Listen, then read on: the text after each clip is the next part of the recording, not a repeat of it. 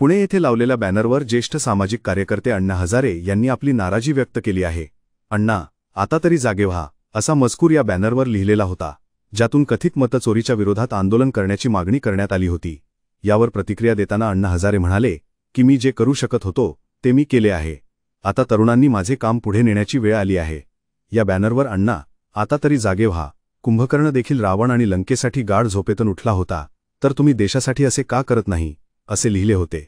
या बॅनरच्या माध्यमातून दिल्लीतील जंतर मंतरवर पुन्हा एकदा अण्णा हजारे यांची जादू पाहण्याची उत्सुकता व्यक्त करण्यात आली होती। यावर हजारे म्हणाले की मी देशात 10 कायदे बनवले आहेत, तरीही 90 वर्षाचा झाल्यावरही लोकांनी माझ्याकडून अशी अपेक्षा ठेवणे चुकीचे आहे की त्यांनी झोपून राहावे आणि मी सर्व काही करावे। मी जे काही केले आहे ते आता तरुणांनी पुढे नेले पाहिजे। राजकारणात संधी एकदाच येते, पण ती जिंकण्याची तयारी रोज करावी लागते। विकास कामं, लोकसेवा, तुमचा विचार हे सगळं मतदारांच्या मनात पोहोचवणं ही खरी लढाई आहे। आजचं राजकारण बदललंय। आता जिंकतो तो जो दिसतो आणि मनात घर करतो।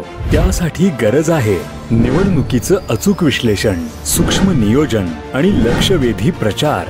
याचसाठी राजकीय क्षेत्रात प्रदीर्घ अनुभव असलेले 99 ॲडव्हर्टिजमेंट तुमच्यासाठी घेऊन आलेत। क्रिएटिव्ह आणि प्रभावी डिजिटल प्रचार, टार्गेटेड सोशल मीडिया मोहीम, प्रोफेशनल ग्राफिक्स, व्हिडिओज आणि मोशन कंटेंट, मतदारांच्या मनात पोहोचवणारं कंटेंट रायटिंग, प्रिंट, ग्राउंड प्रमोशनची संपूर्ण सोय।